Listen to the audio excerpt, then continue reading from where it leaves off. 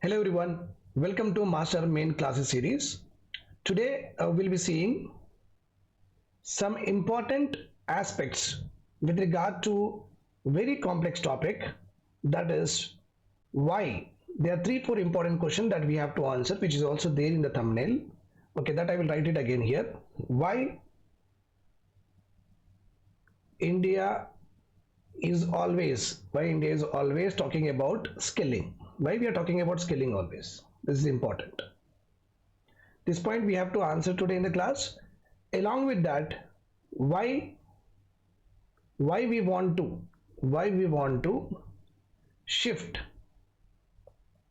okay, labor force from agriculture to manufacturing. Always remember, whenever we talk about the employment creation, the government generally says that we have to take out labor from agriculture to manufacturing. Why is it so? We are always after agriculture. This is the second one. The third important is we are going to compare both India and China. Why? Because China is a very populous country. In the same way, India is also a very populous country.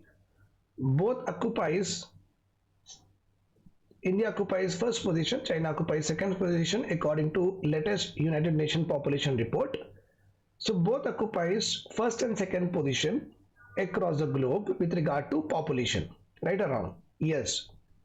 But even though China is having so much population, second populous country in the world, China is called as developed, whereas India is called as developing.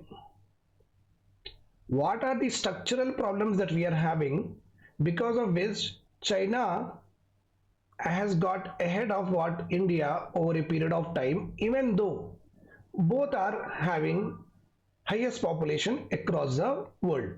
These are the few things that you have to remember in order to have a very conceptual knowledge and clarity. Then only you can write mains answers. Otherwise it becomes very difficult. Okay, the articulation of the answer is very important. That is what is required in the examination. Okay, yes. Now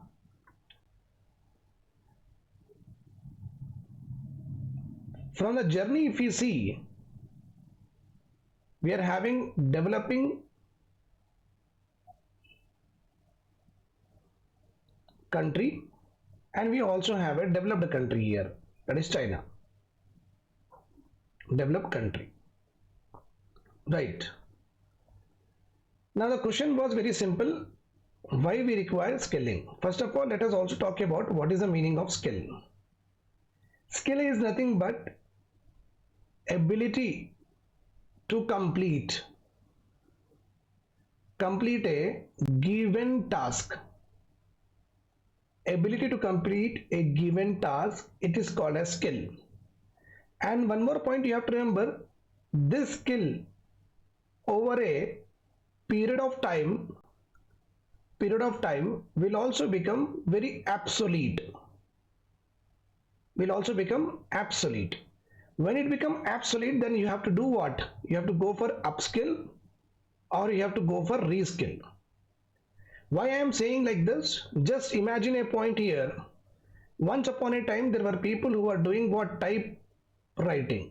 So typewriter operators were there. That was a very good skill. Even today we don't know how to do it, but just imagine this particular skill has become what? Obsolete now. Why? Because technological advancement also leads to a complete disappearance of a skill. This is one point here, technological advancement. So we got computers. Okay, many of you say that yes sir, computers also have the same PQRS, same keyboard, and typewriter also have the same PQRS, same keyboard. Then why actually we have changed from typewriter to computers? Because both are very same. But the problem in the typewriting is very large. We cannot rewrite, we cannot backspace, we cannot delete, we cannot have another paper. Resource will get wasted. As because computer gives you all this leverage, obviously people try to shift to what? computers only. That is the reason, please remember this.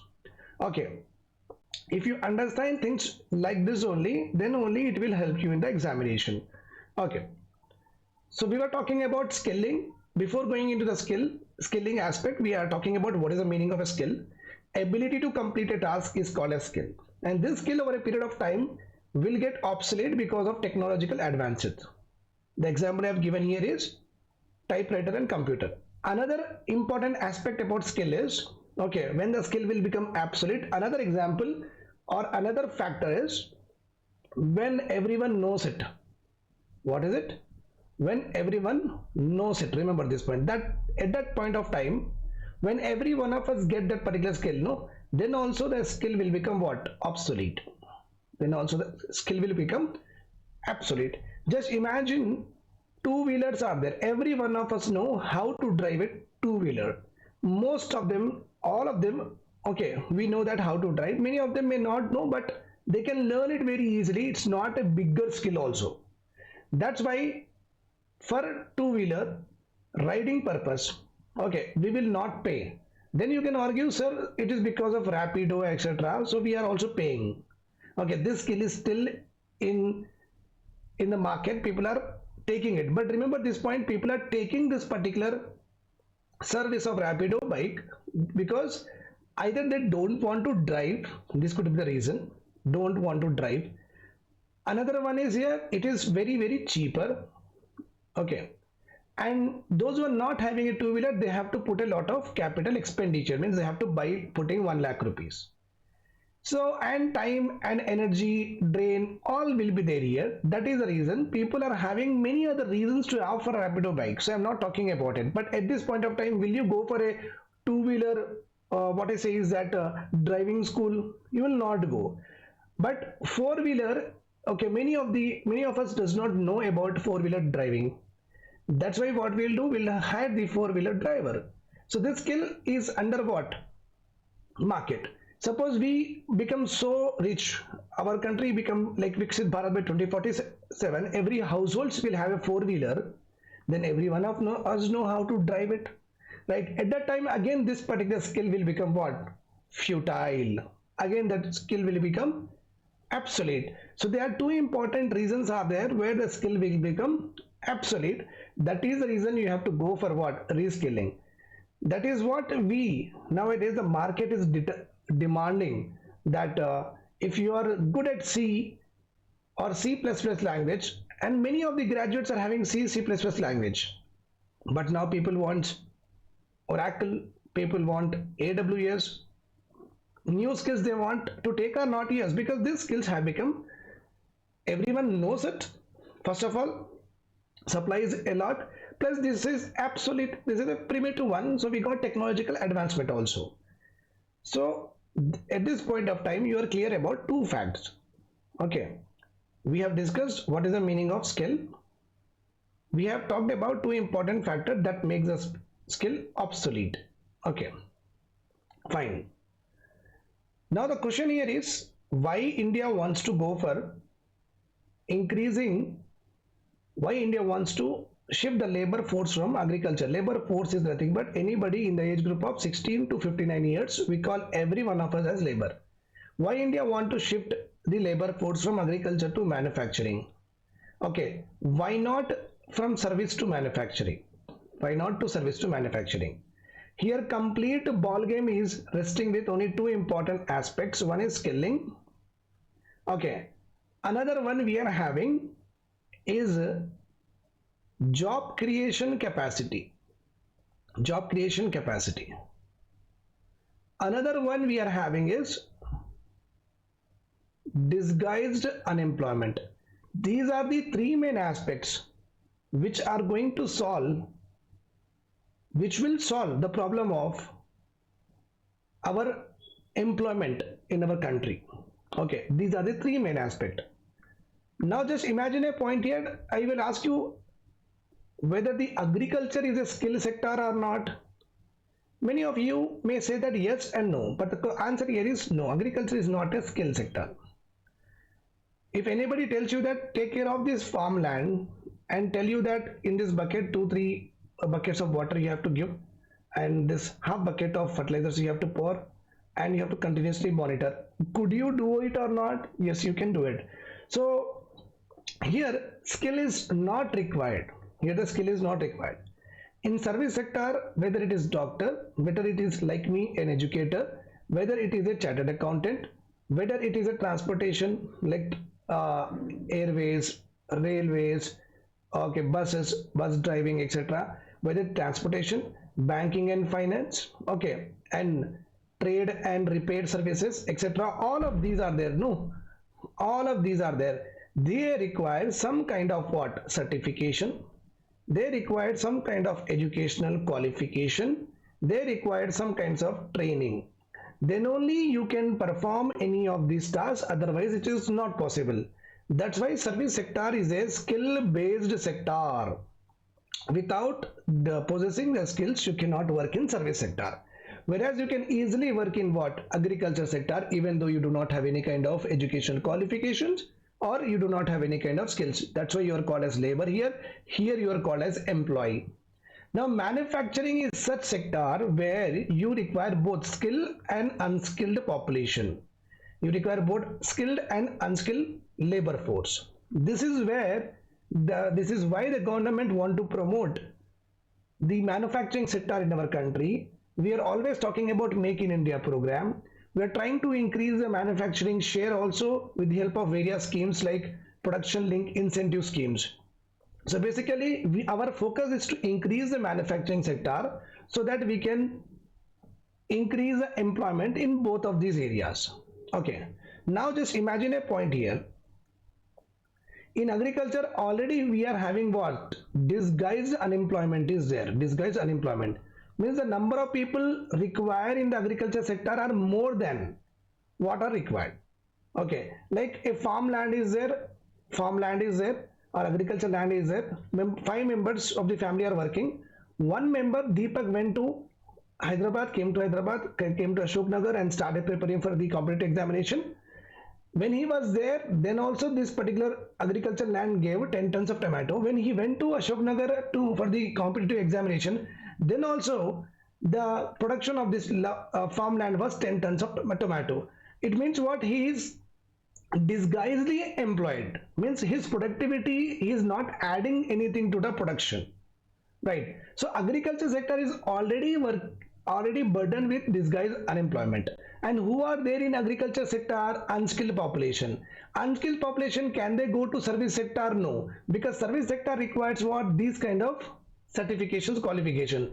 And what is the next best possibility for them? To go to what? Manufacturing, unskilled sector.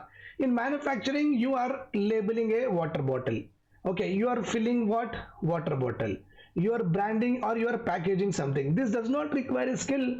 But whatever you are doing, the formulations that require the skill, right or wrong? For packaging, for branding, for loading, for uploading, for offloading, all of these you don't require what?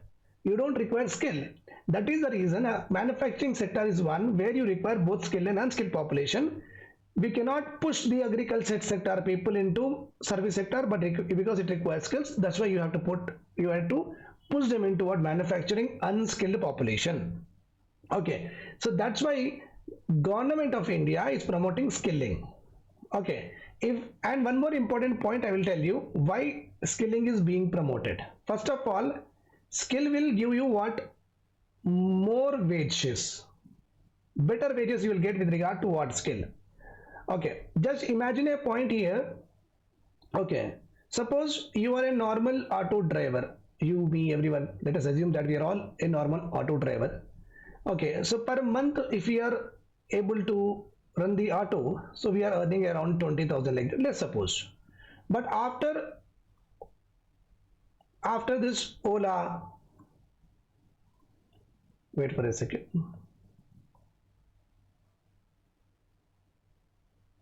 Ola, Uber has come. People who are aware of financial aspects like QR code, payment, transfer, people who are aware of this, and people who are aware of how to use these smart devices, smartphones, and how to use the apps. If you are having this particular skill, Ola, Uber will hire you. Okay, now these guys are earning what, 30,000. Here you are having rudimentary skill which is giving you 20,000. Here you are having what, little bit upgraded skill, that's why you are getting extra. That's why you are getting what, extra. Remember this point. That's why government of India is promoting what, skilling. Okay, now India's population is only 50%. Like India's population, whatever the labor force population is there, in that labor force population only 10% of the people, individuals are coming as skill, whereas in China 50% of the labor force which come out every year are skilled. So you can see a big gap is there with regard to India and China. Every year if 10 people, next year 10 people are skilled in our, in the labor force, the number of people, let us suppose, are joining at 10. Okay, how many are joining, whatever it is, but only 10 are skilled. In China, the next year, how many individuals are there in the labor force? In that 50% will be skilled. That's why China is very, very increasing in its manufacturing share. So when the manufacturing share is increased, both skilled and unskilled population is getting absorbed. But India's case is not at all like this. Okay, India's case is not at all like this. What is the problem with regard to India is, first of all, we are having a large unskilled population. This large unskilled population there in agriculture. That's why we want to remove them with our Skill India mission. We want to give them some skills so that they go into manufacturing little bit of, and they can also go into service sector. So basically service sector is the supply of service sector, the requirement of qualifications are little bit very, very high.